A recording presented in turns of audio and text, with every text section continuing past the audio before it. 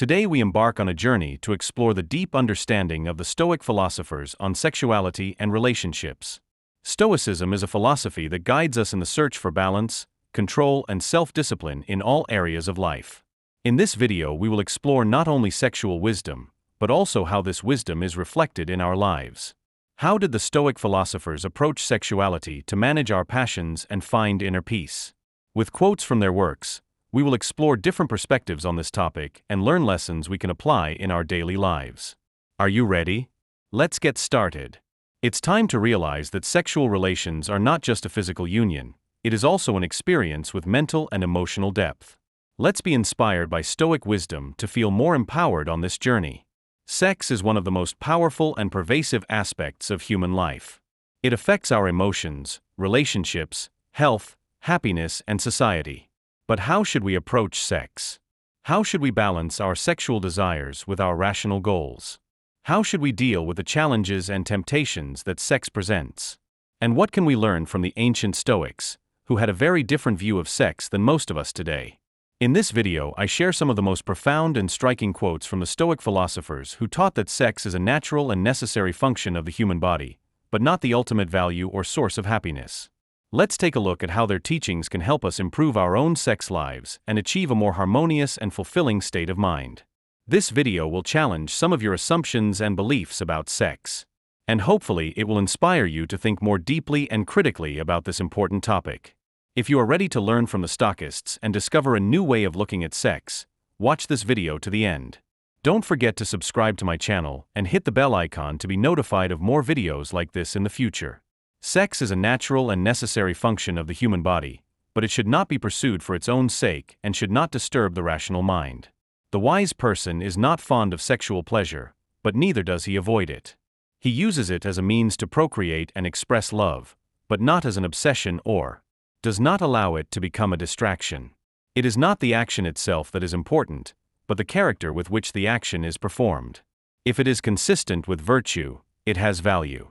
True freedom lies not in satisfying every desire, but in choosing worthy ones. Sexual desire is not a vice, but a passion that can be restrained by reason. It is not wrong to feel it, but it is wrong to act on it without regard to virtue, duty, and the common good. The best sexual partner is not the most beautiful, the most talented, or the most passionate, but the one who is most compatible with your nature and goals. Sex is a gift to be enjoyed, not a problem to be solved. It is a natural expression of the love and harmony that exists between two rational beings. There is nothing shameful or sinful about sex as long as it is consensual, respectful, and done in moderation. It is part of the human condition and a source of joy and gratitude. Sexual attraction is a powerful force that can help or hinder your progress on the path of wisdom. It can inspire you to cultivate virtue, or it can tempt you to abandon virtue. It is up to you to choose wisely. Sex is not an end in itself, but a means to an end.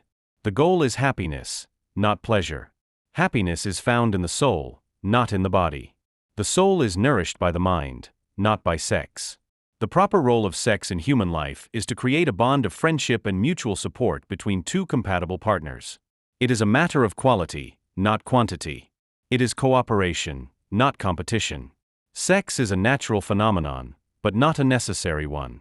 It is not necessary for happiness, nor is it harmful for happiness.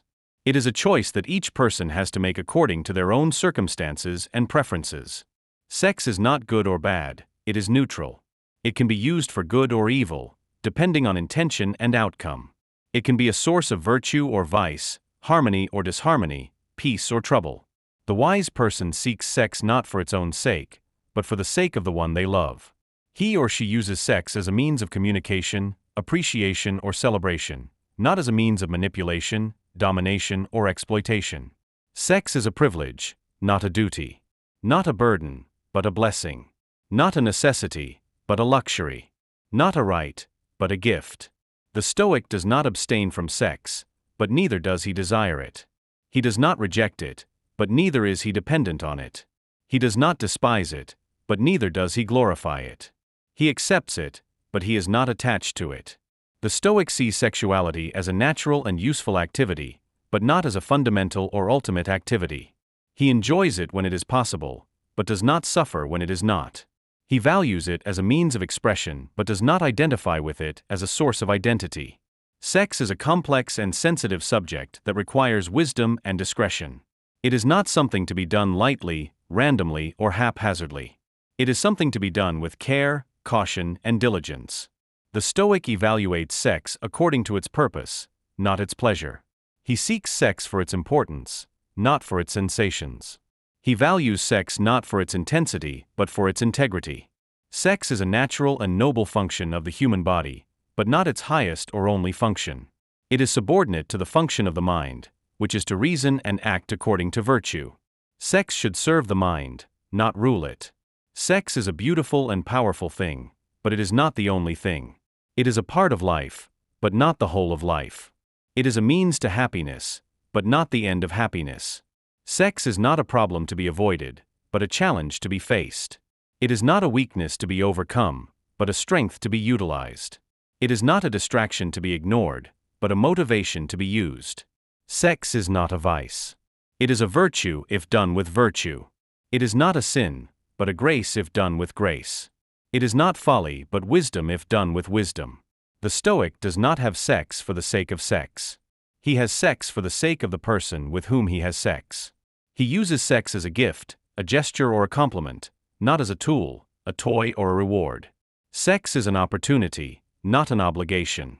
It is an offer, not a demand. Not a pressure, but a pleasure. Not a chore, but a choice. The Stoic sees sex as a spiritual act, not just a physical act.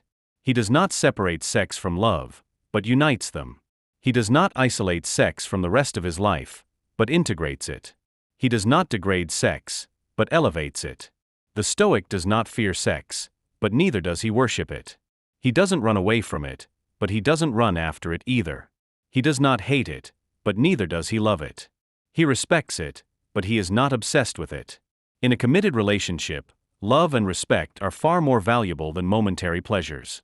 Sex is part of human nature, and human nature is part of cosmic nature. Therefore, sex is part of cosmic nature, and cosmic nature is part of sex. To have sex in harmony and order is to reflect cosmic nature and cosmic order. The Stoic measures sex by its quality, not its quantity. He seeks sex not for its frequency, but for its fidelity. He values sex for its depth, not its duration. Sex is a natural and good thing. But it is not the best or the only thing. It is one of many things that can contribute to human happiness. But it is not the only or the main thing. It is a means of fulfillment, but not the essence of fulfillment. If sexual desires conflict with one's duties or values, duty and virtue take precedence. Lust is a fire that consumes the mind. Guard your mind with care. Thank you for watching this video.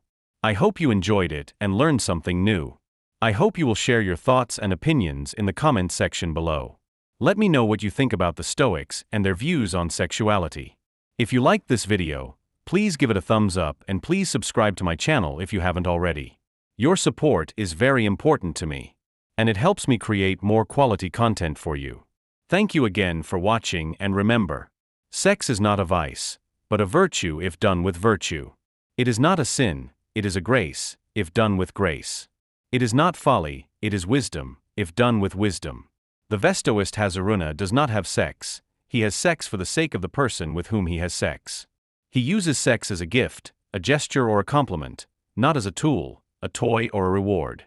Until next time, stay wise, stay virtuous and stay stoic.